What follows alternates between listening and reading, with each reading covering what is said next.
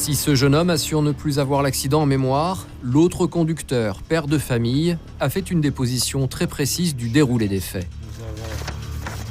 Lorsque nous sommes arrivés sur la grande ligne droite de Montigny, après le deuxième dos d'âne, j'ai vu uniquement les phares d'un véhicule car il pleuvait, ça a percuté, je ne sais pas si j'ai freiné ou pas, cela s'est passé trop vite, le choc a été très violent. Je me souviens que les airbags ont éclaté, j'ai vu l'autre véhicule être projeté et partir. J'ai également senti que mon véhicule avait fait demi-tour à cause du choc. 2 juin 2017, tribunal de Nancy. Aujourd'hui se tient le procès du jeune conducteur accusé d'avoir provoqué l'accident. Il a maintenant 19 ans et est apprenti. Il risque une très lourde condamnation. Alors vous comparaissez à la barre de ce tribunal parce qu'on vous reproche d'avoir commis une violation manifestement délibérée d'une obligation particulière de prudence ou de sécurité imposée par la loi ou le règlement, en l'espèce en roulant à une vitesse excessive et en circulant sur la voie opposée. À l'époque de l'accident, ce jeune homme avait tout juste 18 ans et son permis depuis 4 mois à peine.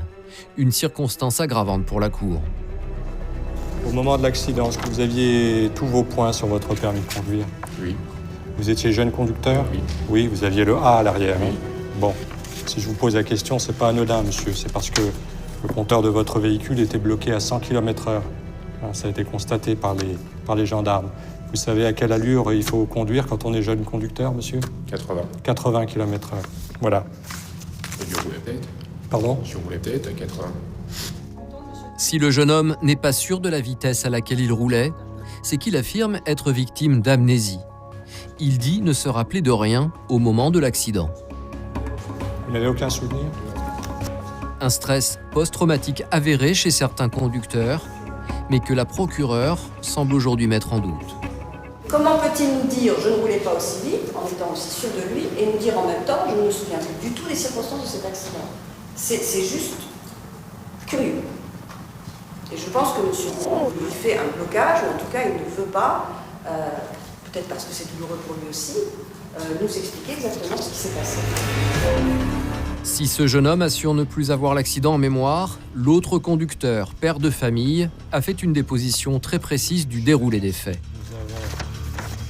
Lorsque nous sommes arrivés sur la grande ligne droite de Montigny, après le deuxième dos d'âne, j'ai vu uniquement les phares d'un véhicule car il pleuvait, ça a percuté, je ne sais pas si j'ai freiné ou pas, cela s'est passé trop vite, le choc a été très violent.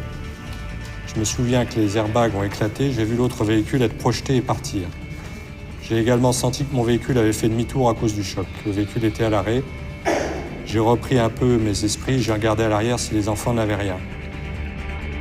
Par miracle, ce père de famille n'a perdu aucun enfant dans cette collision.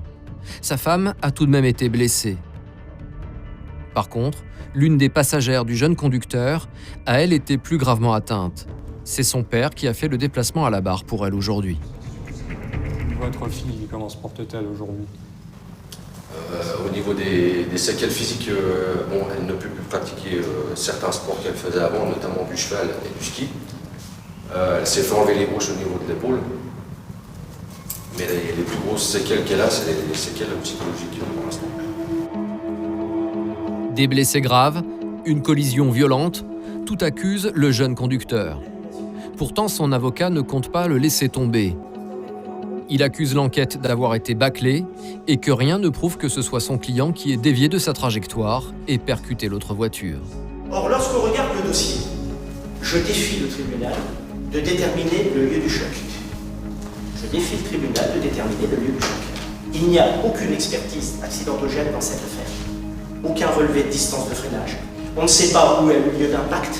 On ne sait pas si les véhicules se sont retrouvés à 30 mètres, 40 mètres, 50 mètres. On a un petit dessin avec la position définitive des véhicules, mais il n'y a aucune étude anticipée. Autre fausse preuve selon l'avocat, la vitesse présumée du véhicule de son client. Il est accusé d'avoir roulé à 100 km/h alors qu'il était jeune permis, limité à 80. Mais encore une fois, rien ne semble clairement le prouver.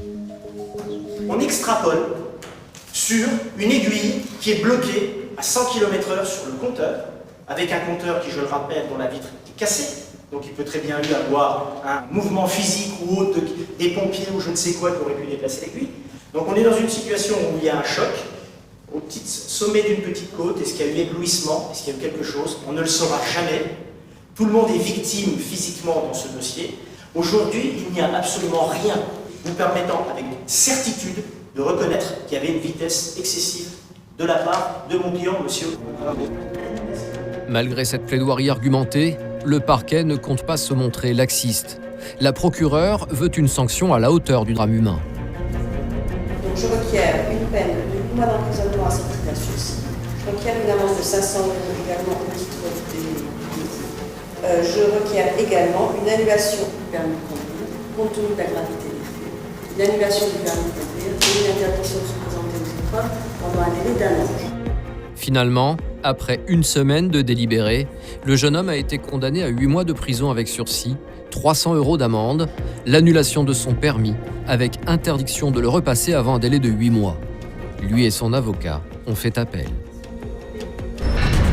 Sur la route, la moindre inattention peut être fatale.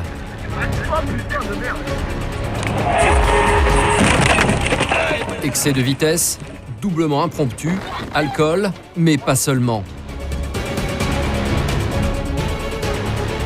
De simples petits gestes peuvent aussi sauver des vies. Comme le port de la ceinture de sécurité. Sans elle, en cas de collision, le poids du corps est multiplié par 30, avec les conséquences dramatiques qu'on imagine. Alors pour les gendarmes, la chasse aux réfractaires est une mission du quotidien.